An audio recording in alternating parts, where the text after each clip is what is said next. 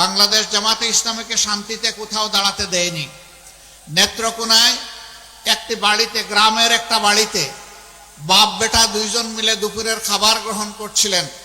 বাবা জামাতে ইসলামীর কর্মী, ছেলে ইসলামী ছাত্র শিবিরের কর্মী, দুইজনকে ধরে নিয়ে তাদের বিরুদ্ধে রাষ্ট্রদ্রোহী মামলা দিল। দুপুরের ভাত খাওয়ার নাম হচ্ছে রাষ্ট্রদ্রোহিতা। সম্মানিত ভাইয়েরা, বিভিন্ন জায়গায় হানা দিত ঘর বাড়িতে।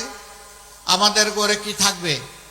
আমাদের ঘরে তো নাচ গানের বই থাকবে না, আমাদের ঘরে থাকবে আল্লাহর কোরআন, আমাদের ঘরে থাকবে রসুল করিম সাল্লাল্লাহু আলাইহি সাল্লামের হাদিস, আমাদের ঘরে থাকবে ইসলামী জ্ঞান পিপাসার জিজ্ঞাসার বই, আমাদের ঘরে থাকবে বিভিন্ন বিজ্ঞান এবং প্রযুক্তির বই, সাহিত্য থাকবে, ইতিহাস থাকবে। এটাই স্বাভাবিক। বইগুলা তুলে নিয়ে বলতো যে এখানে জঙ্গি বই পাওয়া গেছে।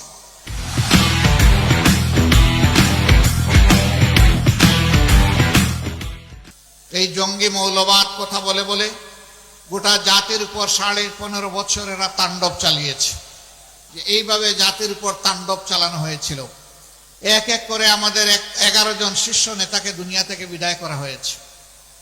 হ্যাঁ, বিভিন্ন দলের উপরেই এই নিষ্পেষণ নির্যাতন হয়েছে, কিন্তু বাংলাদেশ জামাতে ইসলামী ছাড়া আর কেউ বলতে পারবেন না যে তাদের নেতাদেরকে তাদের বুক থেকে কেড়ে নেওয়া হয়েছে। আমাদের সবগুলো অফিস পুরাটা সময় জুড়ে 15.5 বছর আমাদেরকে খুলতে দেওয়া হয়নি, বসতে দেওয়া হয়নি, দলীয় কার্যক্রম চালাতে দেওয়া হয়নি। আমাদের অফিসগুলোকে সিলগালা করে রাখা হয়েছিল। এটাও আর কোনো দল বলতে পারবে না। আমাদের নেতৃবৃন্দের বাড়িঘরে বুলডোজার চালিয়ে বাড়িঘরকে ভেঙে তছনছ করে দেওয়া হয়েছে। এইটাও অন্য কোনো দলের ক্ষেত্রে ঘটে নাই।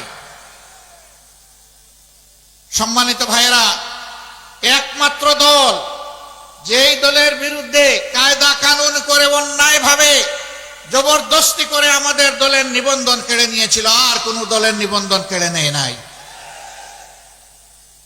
ছাত্র জনতার অভ্যুত্থানের মুখে, বিপ্লবের মুখে সরকার দিশাহারা হয়ে 1 আগস্ট 2024 সাল আমাদের দলকে নিষিদ্ধ ঘোষণা করেছিল।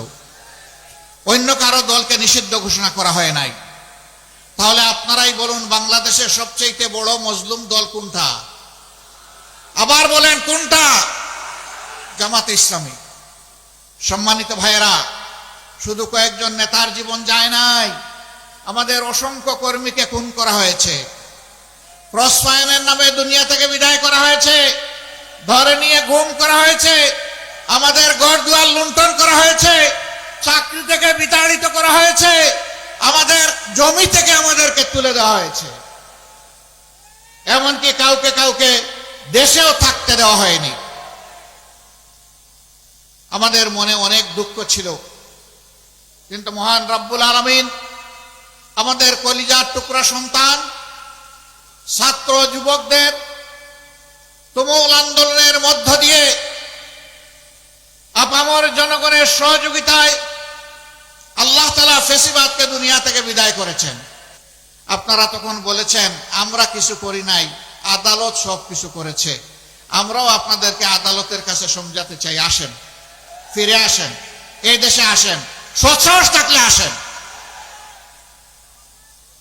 যদি এই দেশ এবং মাটির প্রতি ভালোবাসা থাকে, যদি সত্যি এই দেশের মানুষকে ভালোবেসে থাকেন, তাহলে একা একা থাকেন না, একা থাকার দুঃখ বড় বৃথা। চলে আসেন, আমাদের কাছে আসেন, আমরা কাশেমপুরে আপনাদেরকে ভালো জায়গা করে দেব। এই কাশেমপুরের ভাত আল্লাহ আমার কপালে জুটায়নি, যদিও আমি বারবার জেলে গিয়েছি। জেলের ভাত আমার কিন্তু কিসমতে আসেনি। তো লোকেরা আমাকে জিজ্ঞেস করে, আপনি এতদিন বছরের পর বছর জেলে থাকলেন, আপনি জেলের ভাত খান নাই? আমি বললাম না, আমি 12 বছর আগে ভাত এবং রুটি খাওয়া ছেড়ে দিয়েছি, তো এই জন্য জেলের ভাত আমার কিসমতে উঠে নাই। হ্যাঁ, আমি না খাই, কিন্তু আমার সঙ্গীদেরকে তারা খাওয়াইছে। আমিও বাধ্য হয়ে সরকারের পচা বাসে যা ওখানে দিয়েছে খেতে বাধ্য হয়েছি, তাতেও আমাদের কোনো দুঃখ নাই। আমাদের দুঃখের একটাই জায়গা, আমাদের দেশটার সব কিছু আপনারা ধ্বংস করে দিলেন। আমাদের শিক্ষা ব্যবস্থা, স্কুল কলেজ ইউনিভার্সিটিকে মুঘল বাহিনীর হাতে তুলে দিলেন। আমাদের উন্নয়নকে আপনারা লুটেরাদের হাতে তুলে দিলেন।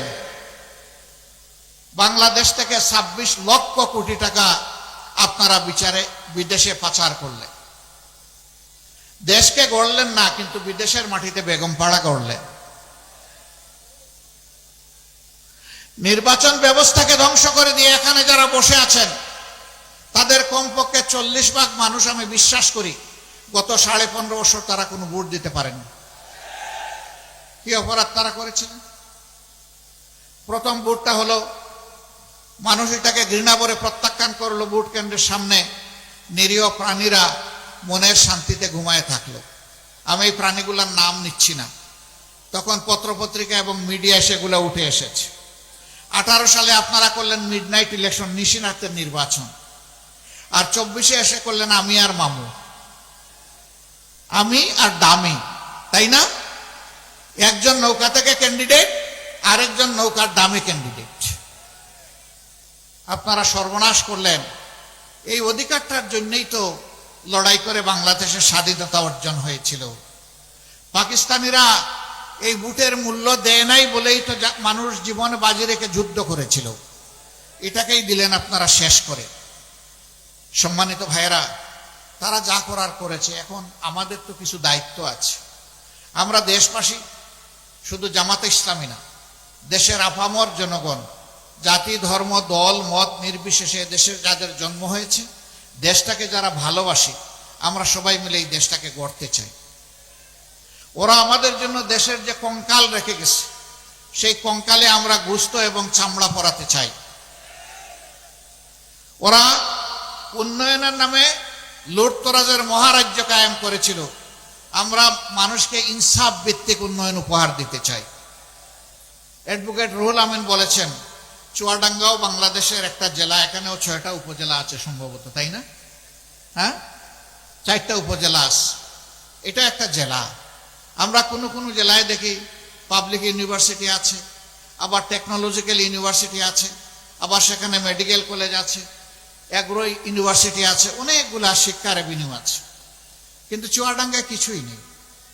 তো চুয়াডাঙ্গা কি অপরাধ করেছে? চুয়াডাঙ্গা কি বাংলাদেশের অংশ নয়? এটা কি 64 জেলার একটা নয়? এই চুয়াডাঙ্গার কি বাংলাদেশের উন্নয়নে কোনো অবদান নেই?